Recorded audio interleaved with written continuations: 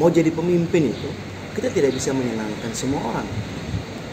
Ibarat kata kalau mau menyenangkan semua orang, jadi penjual es krim saja, orang pasti senang semua dengan kita, dan itu menjadi konsekuensi.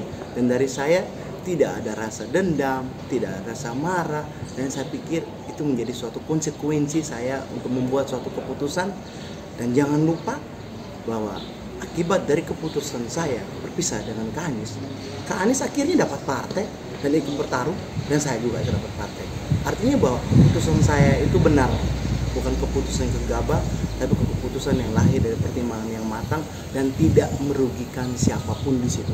Kak Anies ikut bertarung, saya juga ikut bertarung, itu suatu poin plus. Jadi terima kasih untuk teman-teman, untuk bapak mama semua yang saat itu mengungkapkan kecewaan ke saya terima selaku anak muda, bisa saya terima, dan itu menjadi bahan refleksi diri buat saya. Manusia tidak ada yang sempurna, dan saya belajar banyak dari hal itu. Sekali lagi terima kasih, dan tidak ada amarah, tidak ada dendam dari saya selaku orang yang kalian sebut bahwa tidak baik dan lain-lain. Biarlah Tuhan yang menilai bahwa saya baik dalam hidup. Terima kasih.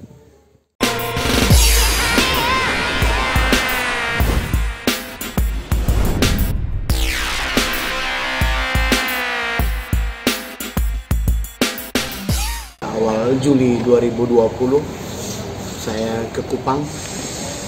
Saya bertemu langsung dengan Kak Anies dan keluarga. Dan dalam pertemuan tersebut kami berdiskusi banyak. Kami coba untuk merefleksi sedikit perjalanan kami beberapa bulan terakhir ini, apalagi dikaitkan situasi corona.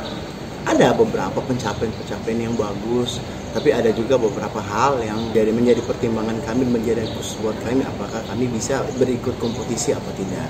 Kita juga melihat waktu penyelenggaraan begitu dekat, cuma yang menjadi problem buat kami adalah partai pendukungnya belum jelas. Memang kami pernah mendaftar ke Partai Hanura, kami pernah mendaftar ke PDIP, kami pernah mendaftar ke PKB, kami pernah mendaftar ke Demokrat, dan dari 4 partai yang kami ikut, hanya Partai Demokrat yang sudah memberikan rekomendasi ke kami. GUT ATR akan diusung oleh Partai Demokrat. Tapi seperti yang kita ketahui bahwa untuk ikut berkompetisi di Pilkada Ngada itu butuh minimal 5 kursi. Seperti yang kita ketahui juga bahwa Partai Demokrat itu ada 2 kursi, terus saja kami kurang 3 kursi. Kami mau cari di mana? Segala upaya telah kami lakukan. Ibarat kata ya, kami tidak bisa mendapatkan hasil yang kami inginkan, dan akhirnya kami bersepakat bahwa perjuangan kita tidak bisa kita lanjutkan lagi oleh karena masalah partai.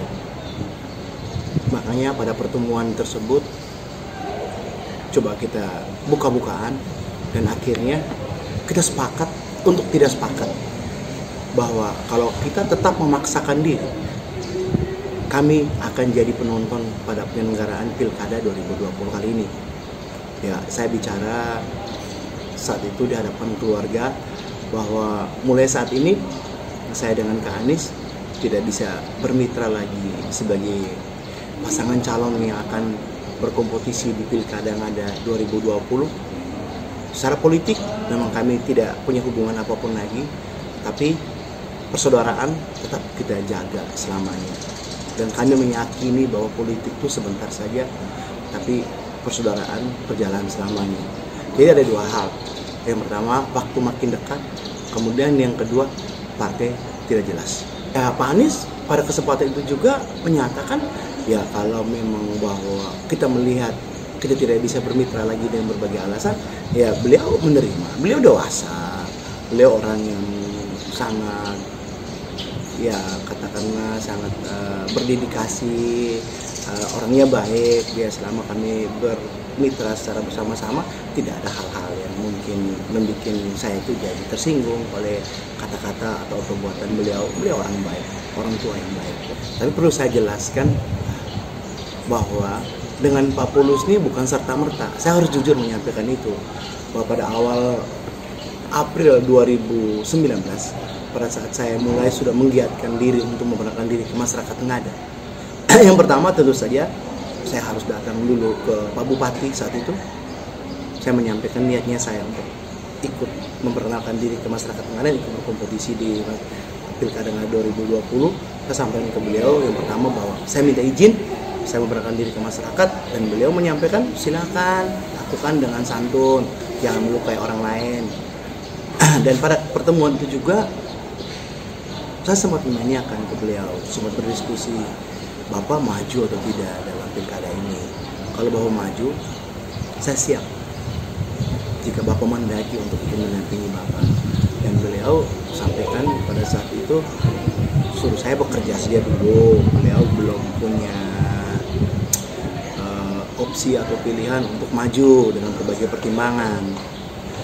Akhirnya ya sudah, saya memperkenalkan diri ke masyarakat yang ada, dan selama perjalanan ke Anies saya mempunyai keyakinan. Kemudian kenapa saya berpasangan dengan Om Polus, tentu saja ya sudah saya jelaskan dari awal tadi bahwa ini kan berawal dari problem kami kan, problem bahwa kami tidak akan dapat partai waktu makin jelas. Tapi dalam hati kecil saya bahwa ada pilihan yang terbaik buat saya.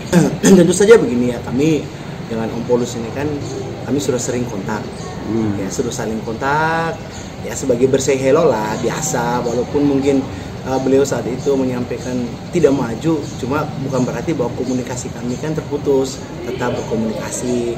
Dan dari komunikasi kami setelah saya memutuskan bahwa tidak bermitra lagi dengan Kak Anies, kami sering berkontak dengan Om Polus. Saya yang kontak beliau. Saat itu beliau menyampaikan, Ade, kalau semua urusan Ade yang terkait dengan Kak Anies sudah selesai, apakah bisa kita maju ke KAD untuk ikut dalam Pilkada Ngada 2020 kali ini.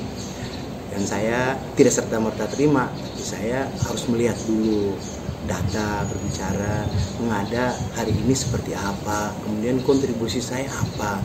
Jangan sampai kan saya cuma jadi pengembira saja, tapi ada hal yang harus saya berkontribusi penuh bahwa kami akan meraih kemenangan bersama. Dan kalau rakyat pilih kemudian Tuhan mendaki, saya akan bikin apa, kami sudah bicara secara detail dan secara garis besar bahwa saya tidak akan jadi bahan serep seperti omongan-omongan orang lain, tapi saya akan menjadi bahan belakang yang kuat untuk mendorong bahan depan ini agar Ngada semakin berlari lebih cepat, meloncat lebih tinggi untuk mengejar ketinggalan hingga jadi mode pembangunan berkarakter. Itu niatnya saya.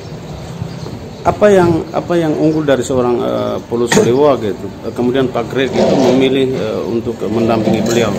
Tentu saja pengalaman, dan saya mempunyai tempat untuk belajar ke orang yang benar, ke orang yang sedang membangun Ngada saat ini. Itu yang tidak bisa dimiliki oleh pasangan calon lain. 2 tahun jadi wakil bupati, 8 tahun jadi wakil bupati, kemudian 2 tahun jadi bupati. Itu tidak sembarang. Kapasitas beliau sudah mumpuni sekali, dan saya mempunyai ruang, mempunyai kesempatan untuk belajar ke orang yang benar. Baik Pak Greg, kemarin itu kan ada oknum-oknum yang kemudian membuat video menjas gitu, bahkan mengutuk gitu ketika Anda berpisah dengan Pak Anies Tay gitu. Ya. Apa komentar Anda? Oke, baik. Nah, dalam berdemokrasi tentu saja kita harus siap untuk menerima hal yang terburuk. Dan saya selaku secara pribadi, saya menerima hal-hal kayak gitu. Memang mau jadi pemimpin itu, kita tidak bisa menyenangkan semua orang. Ibarat kata, kalau mau menyenangkan semua orang, jadi penjual es krim saja. Orang pasti senang semua dengan kita. Dan itu menjadi konsekuensi, dan dari saya tidak ada rasa dendam, tidak ada rasa marah, dan saya pikir itu menjadi suatu konsekuensi saya untuk membuat suatu keputusan. Dan jangan lupa bahwa akibat dari keputusan saya berpisah dengan Kak Anies akhirnya dapat partai dan ikut bertarung, dan saya juga ikut dapat partai. Artinya bahwa keputusan saya itu benar, bukan keputusan yang gegabah, tapi keputusan yang lahir dari pertimbangan yang matang dan tidak merugikan siapapun di situ. Kak Anies ikut bertarung, saya juga ikut bertarung, itu suatu poin plus.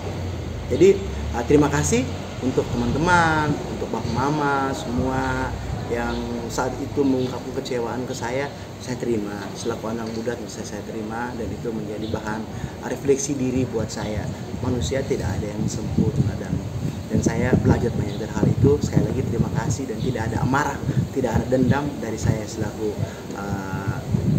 orang yang kalian sebut bahwa tidak baik dan lain-lain. Biarlah Tuhan yang menilai bahwa saya baik atau tidak.